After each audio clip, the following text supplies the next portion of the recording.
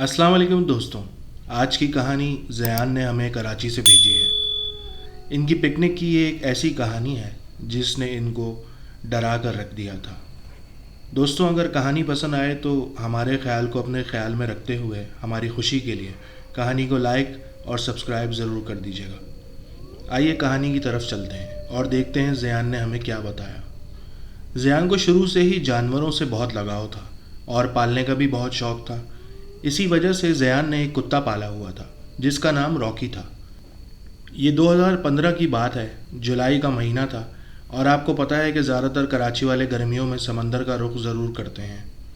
तो ज़यान और उसकी फ़ैमिली ने भी पिकनिक का प्रोग्राम बना लिया था। उनकी फ़ैमिली में 7 लोग थे। ज़यान की अम्मी, अब्बू, ज़यान के 2 भाई, एक बहन और ज़यान की बेगम। ज़यान की अभी नई नई शादी हुई थी, इसीलिए ये पहली पिकनिक थी ज़यान की बेगम की ज़यान की फ़ैमिली के साथ। ज़यान अपने घर का बड़ा बेटा था, लिहाजा सब ने तैयारी की। ज़यान ने रॉकी को खाना दिया और केज को बंद कर दिया। पिकनिक प्लान ये था कि एक रात वहाँ गुजारेंगे और कल शाम तक आएंगे। उन लोगों ने सुजुकी की एक वैगन बुक कर ली और सारी तैयारी के साथ वो लोग 15 जुलाई की सुबह पिकनिक के लिए हॉक्स बे की तरफ रवाना हुए। ज़यान के अब्बू ने हट बुक फ़ोन पर ही करवा लिया था, जिस पर हमने यही सोचा कि वहीं जाकर हट को देख लेंगे कि वो कैसा है। हमने अलस सबा निकलने की तैयारी की और हम टाइम पर रेडी भी हो गए, जबकि इतनी सुबह उठना इतना आसान नहीं होता। लेकिन हम सब बहुत खुश थे और एक्साइटेड भी कि पिकनिक पर जा रहे हैं, तो फ़ौरन ही उठ गए। बहरहाल सफ़र का आगाज़ शुरू हुआ। ड्राइवर ने सफ़र का आगाज़ तिलावत से किया। वैगन में अम्मी अब्बू बातें कर रहे थे, दोनों भाई टेक लगाकर सो रहे थे और बहन अपने मोबाइल पर गेम खेल रही थी और बेगम मेरे बराबर में बैठी चिप्स खाते हुए खिड़की से बाहर देख रही थी। सूरज उस वक्त तुलू हो रहा था। अभी हम आधे रास्ते पर थे कि अचानक एक झटके के साथ हमारी गाड़ी बंद हो गई। ड्राइवर बार बार गाड़ी को सेल्फ मार रहा था कि वो स्टार्ट हो जाए। इतने में गाड़ी के आगे से धुआं निकलना शुरू हो गया। गाड़ी का इंजन हीटअप हो गया था। ड्राइवर ने पीछे मुड़कर कहा, साहब बॉटल में पानी होगा आपके पास? मैं सीट से उठा, बैग में से बॉटल निकाली और गाड़ी का दरवाज़ा खोलकर ड्राइवर और मैं दोनों बाहर निकले। ड्राइवर ने गाड़ी की बॉटल में पानी भरा और फिर दोबारा गाड़ी स्टार्ट की तो वो हो गई और हम सफ़र की तरफ वापस रवाना हो गए। अब तक गाड़ी में सब लोग जाग चुके थे। दोनों भाई बाहर देख रहे थे, बहन हैंड्स फ्री लगाकर गाने सुन रही थी, अब्बू अखबार पढ़ रहे थे और अम्मी मेरी बेगम से बातें कर रही थी। जब मार्केट वाला रास्ता आया तो मैंने ड्राइवर से कहा, गाड़ी रोको, किसी स्टोर पर मुझे वहाँ से पानी लेना है और कुछ चीज़ें भी। तो ड्राइवर बोला, अच्छा साहब।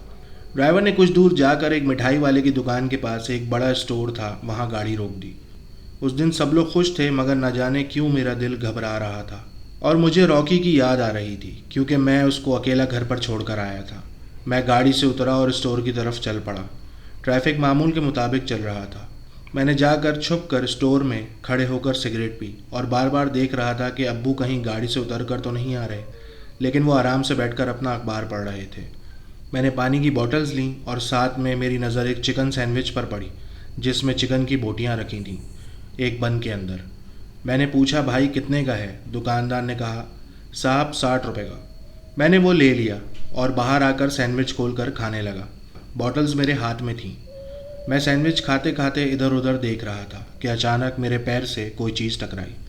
मैंने डर से उछल कर नीचे देखा तो कुत्ते का एक बच्चा था, जो ना तो ज़्यादा छोटा था और ना ही ज़्यादा बड़ा। मुझे देखकर दुम हिला रहा था, जैसे वो कुछ खाने को मांग रहा हो। मैंने उसकी तरफ देखकर कहा, क्या हुआ सर आपको? तो वो मेरे सामने मिमियाने लगा। मैं समझ गया कि इसको भूख लगी है। मैंने सैंडविच में से चिकन की बोटियां निकाली और उसको दी तो वो खुशी खुशी खाने लगा और एक प्याले में उसको पानी भी दिया, जो उसने पी लिया। मैं गाड़ी की तरफ आने लगा तो वो कुत्ता भी मेरे साथ साथ चलने लगा। जब गाड़ी के करीब आए तो ड्राइवर उस कुत्ते को भगाने लगा, अपनी टांग से मारने लगा। मैंने ड्राइवर को मना किया, ऐसा नहीं करो। ड्राइवर ने कहा, साहब ये फिर पीछे लगेगा। मैंने ड्राइवर को बताया कि जानवर बहुत वफ़ादार होते हैं, ज़रा सा कुछ खाने को दे दो तो वो ज़िंदगी भर आपको नहीं भूलते। जिसको सुनकर ड्राइवर बड़ा हैरान हुआ। मैं गाड़ी में बैठ गया और गाड़ी चलने लगी। वो कुत्ता मुसलसल गाड़ी के पास बैठकर मुझे देखे जा रहा था। क्या पता था कि अल्लाह जो करता है बेहतर करता है और इस कुत्ते की वजह से ही मेरी फैमिली की जान बचेगी। پتہ نہیں میرے دل میں کیا آیا اور میں نے ڈرائیور سے کہا گاڑی روکو۔ اب سب میری طرف دیکھنے لگے۔ گاڑی سے اترا، اس کو سیٹی ماری۔ وہ کتا دم ہلاتے ہوئے میرے پاس آ گیا۔ میں نے اس کو گود میں اٹھا کر پیچھے والی گاڑی کی سیٹ پر اپنے ساتھ بٹھا لیا اور اس کو پیار بھی کیا۔ وہ آرام سے کھڑکی کے باہر دیکھتا رہا۔ سب مجھے کہہ رہے تھے کہ یار یہ کیا کر رہے ہو؟ میں نے کہا کچھ نہیں ہوتا، بعد میں ہم اس کو چھوڑ دیں گے۔ اس کتے کو دیکھ کر مجھے راکی یاد آ رہا تھا، اس لیے گھر والوں نے زیادہ کچھ بھی نہیں کہا کیونکہ ان کو پتہ تھا کہ مجھے شوق ہے۔ اس پکنک کا پلان میں نے اور بھائیوں نے مل کر بنایا تھا اور سب کچھ اچھا چل رہا تھا۔ میں نے تو خواب میں بھی نہیں سوچا تھا کہ ہمارے ساتھ آگے کیا ہونے والا ہے۔ ہماری گاڑی تیزی سے ہاکس بے کی طرف رواں دواں تھی۔ اب تک ویگن میں سب لوگ ایکٹیو ہو چکے تھے کہ اب سمندر آنے والا ہے، اور میں نے تیز آواز میں میوزک لگا دیا جس پر سب نے انجوائے کرنا شروع کر دیا اور گانا گانے لگے۔ ابو امی ہم سب کو دیکھ کر خوش ہو رہے تھے اور اب میں ہی سب سے زیادہ شور مچا رہا تھا۔ آخرکار ہم اپنی منزل پر پہنچ ہی گئے۔ شور مچاتا ہوا سمندر تیز ہواؤں کی آواز کے ساتھ بہت ہی خوبصورت لگ رہا تھا۔ اس گرمی کے موسم میں یہاں ایسا لگ رہا تھا جیسے پورا کراچی اٹھ کر آ گیا ہو۔ کیونکہ ہم نے ویکینڈ پر پکنک پلان بنایا تھا اس لیے رش کافی بڑھ گیا تھا۔ بابا نے ہٹ والے کو کال کی تو اس نے کہا صاحب میں راستے میں ہوں، آپ کا ہٹ ریڈی ہو گیا ہے، بس آ کر دکھا دیتا ہوں۔ ہم ہٹ والے کا ویٹ کرنے کے لیے وہیں ساحل پر لگی ہوئی ایک امبریلا کے نیچے بیٹھ گئے۔ انتظار کرتے ہوئے 5 منٹ بعد اس شخص کی کال آئی اور اس نے ہمیں ہٹ کی طرف بلایا اور کہا صاحب آج ویکینڈ ہے، آپ کا ہٹ یہاں نہیں ہے، وہ درخت دیکھ رہے ہیں سامنے، اس کے پاس ہے آپ کا ہٹ۔ ہم نے سامان اٹھایا اور چل پڑے۔ اس نے بتایا کہ یہاں 4 ہٹس ہیں، باقی کے خالی ہیں، صرف آپ کا بکڈ ہے۔ یہ ہٹ باقی سارے ہٹ سے ذرا فاصلے پر بنے ہوئے تھے اور VIP ہٹ لگ رہے تھے، اور لوگ بھی ان ہٹ کے پاس زیادہ موجود نہیں تھے، شاید ان کا کوئی ہٹ یہاں بک نہیں تھا اس لیے۔ جب ہم نے ہٹ دیکھا تو وہ کافی خوبصورت تھا۔ ہٹ کے آگے بیلکنی تھی جہاں سے کھڑے ہو کر سمندر کو صاف دیکھا جا سکتا تھا۔ یہاں سکون بھی تھا، شور شرابہ بھی ذرا کم تھا۔ ہٹ کے بیک سائڈ پر ایک بڑا ڈور تھا جہاں ہم نے گاڑی پارک کی۔ اس کے بعد روڈ تھی اور روڈ کے اس پار کچا راستہ شروع ہو رہا تھا اور بہت سارے درخت وہاں لگے ہوئے تھے۔ جب میں نے سامان رکھ کر انگڑائی لیتے ہوئے سمندر کی طرف دیکھا تو پانی اتنا چڑھا ہوا نہیں تھا، لوگ بڑے آرام سے آگے جا کر نہا رہے تھے۔ جگہ جگہ لائف گارڈ ٹاور پر کھڑے ہوئے سیٹی بجا رہے تھے کہ پانی میں زیادہ دور کوئی نہ جائے۔ میرا بھی دل چاہ رہا تھا کہ میں پانی میں جا کر نہاؤں۔ میں نے کتے کو لیا اور بیلکنی کے اوپر سے چھلانگ لگا کر پانی کی طرف بھاگا۔ وہ بھی میرے ساتھ بھاگا اور ہم دونوں سمندری ریت پر کھیلنے لگے۔ میں نے نوٹس کیا کہ کتا پانی میں جانے سے گھبرا رہا ہے۔ میں نے سوچا اس کو باندھ دیتا ہوں۔ میں اس کو لے کر ہٹ کے بیک سائڈ پر آیا جہاں ڈرائیور گاڑی میں آرام کر رہا تھا۔ میں نے اس سے کہا رسی ہے تمہارے پاس کوئی چھوٹی؟ اس نے گاڑی میں کچھ دیر ڈھونڈنے کے بعد مجھے ایک چھوٹی رسی دی کپڑے کی اور کہا صاحب یہی ہے۔ میں نے کہا شکریہ، میں کام چلا لوں گا اس سے۔ میں نے رسی لی اور کتے کے گلے میں باندھ دی۔ جیسے ہی میں اس کو لے کر ہٹ کے اندر جانے کے لیے پلٹا، اس نے کسی کو ان درختوں کی طرف دیکھ کر بھونکنا شروع کر دیا جو روڈ کے اس پار لگے تھے، اور وہ میرے کنٹرول سے باہر ہو رہا تھا، جیسے اس نے کسی کو وہاں دیکھ لیا ہو۔ میں اس کو بڑی مشکل سے سنبھالتا ہوا ہٹ کے اندر لے گیا۔ مجھے لگا اس نے کسی اور کتے کو دیکھ لیا ہے اس لیے بھونک رہا ہے۔ وہاں اسٹریٹ ڈاگز بھی ادھر ادھر گھوم رہے تھے۔ میں ہٹ کی بیلکنی والی سائڈ پر آیا اور کتے کو باندھ دیا۔ اب وہ بالکل نارمل لگ رہا تھا۔ میری فیملی کے سب لوگ ہٹ میں سب سامان رکھ کر ہٹ کے آگے سمندر کے کنارے پہنچ چکے تھے اور سمندر میں پیر بھگا کر انجوائے کر رہے تھے۔ شام تک ہم سب ایک دوسرے کے ساتھ مل کر خوب مستی اور انجوائے کر رہے تھے۔ جب بھوک لگنے لگی تو ہم سب ہٹ کی طرف واپس آ گئے۔ میری امی اور بیگم نے پتیلے سے کھانا نکال کر ہم سب کو دیا۔ کھانا واقعی بہت اچھا بنا تھا، یا پھر بھوک میں ہمیں اور زیادہ اچھا لگ رہا تھا۔ میں نے کتے کو بھی جا کر کھانا دیا جو اس نے خوشی خوشی کھا لیا۔ شام کے 7 بج رہے تھے اور میں بیلکنی میں کھڑا سمندر دیکھ رہا تھا کہ میری بیگم میرے لیے چائے لے کر آ گئی اور چیئر لے کر ہم دونوں وہیں بیٹھ گئے اور باتیں کرنے لگے۔ اتنے میں ڈرائیور کا فون آیا تو میں اس کو بھی گاڑی میں کھانا دے آیا۔ اندر آ کر دیکھا تو محفل جمی ہوئی تھی۔ ابو، بہن اور بھائی سب لوگ لوڈو کھیل رہے تھے اور میری بیگم اور امی ان کو دیکھ رہے تھے اور بتا رہے تھے کہ کون سی گوٹی چلنی ہے۔ میں بھی وہیں شوق میں بیٹھ گیا۔ یہ ہٹ 2 فلورز پر گھر جیسا بنا ہوا تھا۔ اوپر والے روم میں امی ابو دونوں بھائی اور بہن ٹھہرے تھے۔ جبکہ نیچے والے ہٹ کا کمرہ ہمیں دے دیا تھا کہ تم اور بیگم یہاں سو جانا۔ لوڈو کھیلتے کھیلتے ہمیں رات کے 10 بج گئے۔ امی اور بیگم بیلکنی میں باربیکیو اور چکن ٹکا بنا رہی تھیں اور آہستہ آہستہ دسترخوان لگ چکا تھا تو بہن چیزیں لا کر رکھ رہی تھی اس پر۔ اتنے میں نے سوچا کیوں نہ ایک سگریٹ پی لی جائے۔ میں ہٹ کے بیک سائڈ پر آ کر کھڑا ہو گیا۔ دیکھا تو ڈرائیور گاڑی میں بیٹھا تھا۔ ایک لائٹ ہمارے ہٹ کے بیک سائڈ پر جل رہی تھی، باقی ہر طرف گھوپ اندھیرا ہو رہا تھا اور ہو کا عالم تھا۔ جھینگروں کے بولنے کی آوازیں تیز تھیں اور دور سے کتوں کے رونے کی آوازیں آ رہی تھیں۔ ان گھنے درختوں کو دور سے دیکھ کر ہی خوف آ رہا تھا۔ آس پاس کے ہٹ بھی خالی تھے۔ ڈرائیور کو باہر ہم نے سیکیورٹی کے طور پر اس لیے گاڑی میں چھوڑا تھا تاکہ کچھ مسئلہ نہ ہو۔ ویسے بھی وہ اس سمندری علاقے سے واقف تھا اور دن میں 1-2 بار اس کا گزر یہاں سے پک اینڈ ڈراپ کے درمیان ہوتا تھا تو اس کی دہاڑی بھی لگ جاتی تھی۔ سگریٹ پی کر میں اندر آیا تو کھانا تیار تھا۔ ہم نے کھانا کھایا جو کہ واقعی بہت مزے کا تھا۔ میں نے تھوڑا سا اس کتے کو بھی ڈال دیا کیونکہ وہ بھی بھوکا تھا۔ کھانا کھا کر ہم سب نے چائے پی اور باتیں کرنے لگے۔ سب بہت خوش تھے کہ پکنک پر آئے ہوئے ہیں اور ہمیں گھر جیسا فیل ہو رہا تھا یہاں۔ تھوڑی دیر باتیں کرنے کے بعد ابو امی نے کہا چلو تم لوگ بھی سو جاؤ، رات ہو گئی ہے، ہم بھی چلتے ہیں سونے کے لیے، دروازہ وغیرہ اچھے سے بند کر لینا۔ میں نے کہا ٹھیک ہے، اور یہ کہہ کر امی ابو دونوں بھائی اور بہن اوپر سونے چلے گئے ہٹ میں، اور میں اور میری بیگم نیچے روم میں جو بیڈ لگا ہوا تھا اس پر لیٹ کر باتیں کر رہے تھے پکنک کی جو ہم نے آج سمندر میں انجوائے کیا تھا اور پکچرز لی تھیں۔ میں نے سامنے والا بیلکنی کا دروازہ اور پیچھے والا جہاں ڈرائیور گاڑی میں سو رہا تھا دونوں دروازے بند کر دیے تھے۔ میری بیگم کا نام عارفہ ہے۔ میری بیگم بہت سادہ دل اور اچھے خیالات کی مالک، معصوم سی، مسکرا دینے والی، اور اگر مجھے ذرا سا بھی کچھ ہو جائے تو وہ رونا شروع کر دیتی تھی۔ خیر بیگم سے باتیں کرتے کرتے میری آنکھ کب لگ گئی پتہ ہی نہیں چلا۔ شاید پکنک پر انجوائے کرنے کی وجہ سے سب بہت زیادہ تھک چکے تھے۔ 12 بجے کا ٹائم تھا، اچانک لائٹ چلی گئی۔ بیگم بھی سو چکی تھیں۔ ہر طرف خاموشی تھی، بس ہواؤں کی آواز آ رہی تھی باہر سے۔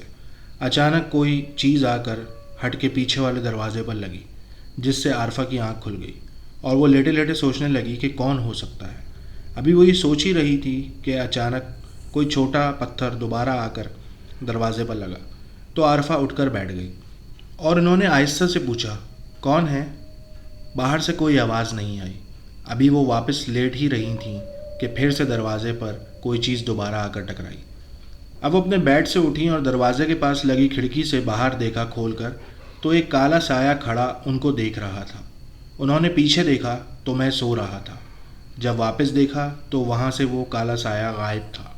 وہ یہ سمجھی کہ شاید ڈرائیور ہے، کچھ مانگنے آیا ہے۔ بیگم نے کھڑکی بند کی اور دروازہ کھول کر باہر دیکھا تو وہاں کوئی بھی نہیں تھا اور ڈرائیور کی گاڑی بھی وہیں کھڑی تھی جہاں پارک کی تھی۔ اندھیرے کی وجہ سے اتنا کلیئر کچھ نظر نہیں آ رہا تھا۔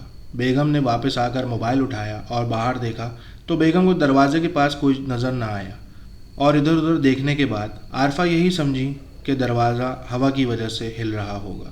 ایک دم تیز ہوا چلی اور عارفہ کے پیر سے کوئی چیز ٹکرائی۔ جب میری بیگم نے نیچے دیکھا تو ایک کالے دھاگے میں لپٹا ہوا ایک سیپی کا ٹکڑا تھا جس پر کچھ عجیب و غریب نشان بنے ہوئے تھے۔ یہ کیا ہو سکتا ہے؟ عارفہ نے سوچا اور بغیر کسی خوف کے وہ چیز ہاتھ میں اٹھا لی۔ جیسے ہی عارفہ نے اسے چھوا ایک ٹھنڈی لہر اس کے پورے جسم میں دوڑ گئی۔ اسے محسوس ہوا جیسے کوئی بہت قریب کھڑا ہو مگر وہاں کوئی نہیں تھا۔ یا اللہ، یہ کیا ہو رہا ہے؟ عارفہ نے خود سے کہا، مگر اگلے ہی لمحے عارفہ کو محسوس ہوا جیسے موبائل کی ٹارچ لائٹ کم ہو رہی ہو اور اندھیرا اور زیادہ بڑھ رہا ہو اور رات اور زیادہ گہری ہوتی جا رہی ہو، جیسے کسی نے رات کو مزید خوفناک بنا دیا ہو۔ وہ جلدی سے دروازہ بند کر کے اندر بھاگ آئی مگر اس کا دل اب بھی تیزی سے دھڑک رہا تھا۔ خیر بیگم نے موبائل سائڈ پر رکھا اور سونے کے لیے لیٹ گئیں۔ کتے کے بھونکنے کی آواز آ رہی تھی بیلکنی سے، لیکن دروازہ بند ہونے کی وجہ سے اتنا فرق نہیں پڑا۔ تھوڑی دیر بعد بیگم کی آنکھ لگ گئی۔ تقریباً 1 بجے کا ٹائم ہوگا کہ اچانک عارفہ کو ایک خواب آیا کہ جیسے کوئی اسے پکار رہا ہو، یا وہی سایہ جو کھڑکی میں نظر آیا تھا وہ اس کے قریب آ رہا ہو۔ عارفہ کو خواب کے وقت ہی رات میں بیڈ کے نیچے عجیب سرسراہٹیں اور کسی کے قدموں کی آوازیں آنے لگیں، جیسے کوئی اسے پکار رہا ہو، خود کو گھسیٹ رہا ہو زمین پر۔ اس کے بعد وہ نیند میں چلتی ہوئی دروازہ کھول کر سیدھا باہر نکل گئی، جیسے کسی نے اس پر اپنا قبضہ کر لیا ہو۔ رات کا 2 بج رہا تھا کہ اچانک کتے کے مسلسل بھونکنے کی آواز سے میں نیند سے بیدار ہوا۔ میں نے عارفہ سے کہا، عارفہ پانی دے دو، یہ کتا کیوں بھونک رہا ہے؟ مگر عارفہ ہوتی تو سنتی نا۔ میں کروٹ لے کر سو رہا تھا۔ 2 دفعہ آوازیں دینے کے بعد میں نے پیچھے مڑ کر دیکھا تو عارفہ اپنی جگہ پر نہیں تھی۔ یہ دیکھ کر میری نیند ہی اڑ گئی اور میں ڈر گیا۔ میں نے ادھر ادھر دیکھا تو میری نظر دروازے پر پڑی جو تھوڑا سا کھلا ہوا تھا۔ میں سمجھ گیا کہ عارفہ باہر ہی گئی ہے۔ میں جلدی سے ہڑبڑاتا ہوا اٹھا اور دروازہ جو کھلا تھا اس کو کھول کر باہر دیکھا تو کوئی نظر نہیں آ رہا تھا۔ باہر گھوپ اندھیرا ہو رہا تھا، اوپر سے لائٹ بھی نہیں تھی۔ میں نے بھاگ کر موبائل اٹھایا اور اس کی ٹارچ جلا لی، جو کہ زیادہ تیز تو نہیں تھی لیکن نظر آ رہا تھا۔ پہلے میں نے ڈرائیور کی گاڑی کے پاس جا کر چیک کیا تو وہاں کوئی نہیں تھا اور ڈرائیور گاڑی میں سو رہا تھا۔ پھر میں نے ہٹ کے آگے کی طرف جا کر چیک کیا جہاں کتے کو باندھا ہوا تھا، عارفہ وہاں بھی نہیں تھی۔ میں آواز دے رہا تھا لیکن عارفہ ایسے غائب تھی جیسے سن ہی نہ رہی ہو۔ میں نے سمندر کی طرف دیکھا تو وہ بہت بھیانک لگ رہا تھا اور وہاں کوئی بھی نہیں تھا۔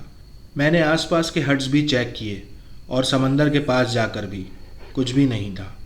میں بڑا حیران اور پریشان ہو گیا کہ عارفہ اتنے اندھیرے میں کہاں جا سکتی ہے۔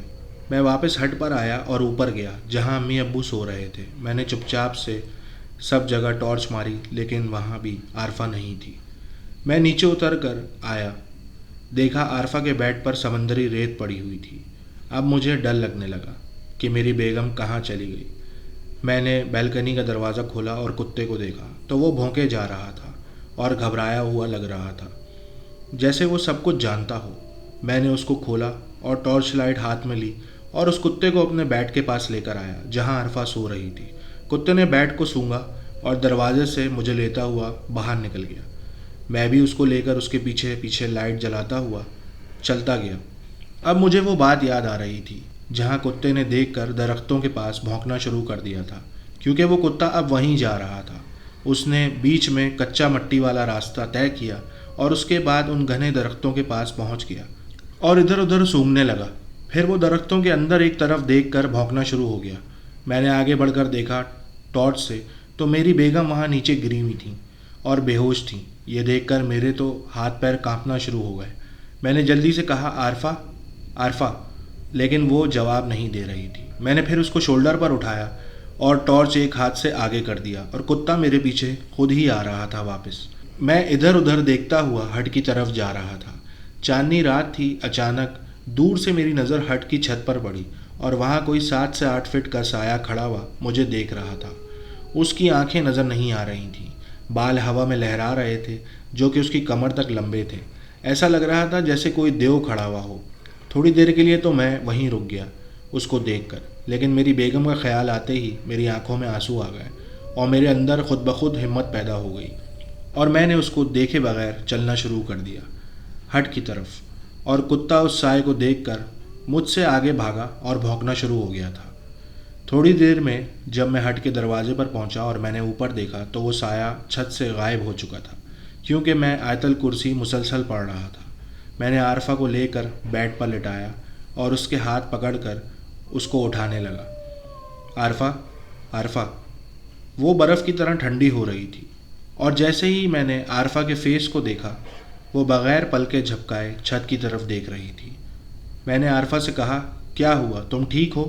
وہ کوئی جواب نہیں دے رہی تھی۔ اچانک اس کے منہ سے جھاگ نکلنا شروع ہو گیا۔ میں گھبرا گیا اور بھاگتا ہوا اوپر گیا اور امی ابو کو اٹھا دیا۔ عجیب خوف کا عالم تھا۔ کتا الگ بھونکے جا رہا تھا اور عارفہ جواب نہیں دے رہی تھی۔ امی ابو بہن بھائی سبھی اٹھ گئے اور پوچھا کہ کیا ہوا ہے۔ میں نے کہا، عارفہ کی طبیعت خراب ہو گئی ہے، آپ لوگ نیچے چلیں، میں سب بتاتا ہوں۔ وہ لوگ بھی سن کر ڈر گئے اور نیچے آ گئے فوراً۔ رات کے 3 بجے ایسا لگ رہا تھا جیسے دن نکلا ہوا ہو۔ نیچے آ کر جب امی ابو نے عارفہ کو دیکھا تو امی نے تو وہیں کہہ دیا، مجھے لگ رہا ہے کہ کوئی چیز اس سے چمٹ گئی ہے۔ ابو نے کہا، گھبراؤ نہیں، میں دیکھتا ہوں۔ ہمارے ابو بچوں کو قرآن بھی پڑھاتے ہیں اور دینی تعلیمات سے بخوبی واقف تھے اور 5 وقت کے نمازی تھے، ان کو ان چیزوں کا کافی علم تھا۔ ابو نے عارفہ کے پاس بیٹھ کر سر پر ہاتھ رکھ کر کچھ پڑھنا شروع کر دیا۔ اتنے میں عارفہ نے ابو کو دیکھ کر ہنسنا شروع کر دیا، لیکن ابو ہمت کر کے آیات پڑھتے گئے۔ اتنے میں عارفہ نے ابو کا ہاتھ پکڑ لیا اور اپنے سر سے ہٹانے لگی۔ ابو نے کہا تم تینوں بھائی عارفہ کے ہاتھ پیر پکڑ لو۔